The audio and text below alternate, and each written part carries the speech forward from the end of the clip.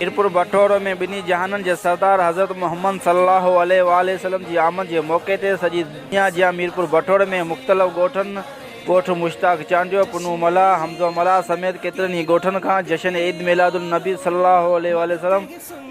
आयो वियो ऐं मोटरसाइकिल कारनि ते सवे गाॾियुनि जूं रैलियूं कढी मीरपुर बटोर में तलाव चौक ताईं पहुता, जिते मरकज़ी जशन रैली डॉक्टर मुर्तज़ा नहीमी,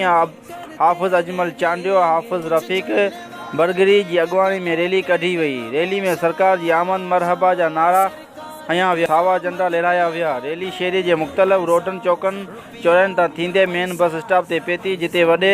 जलसे जो ॾेख ॾियण लॻी, जिते आलमनि हाफ़िज़नि बिनी जहाननि जे सरदार मोहम्मद सल्लल्लाहु अलैहि वसल्लम जी शान बयान कयो। रिपोर्ट अशरफ चांडियो, शाहीन न्यूज़, मीरपुर बटोर।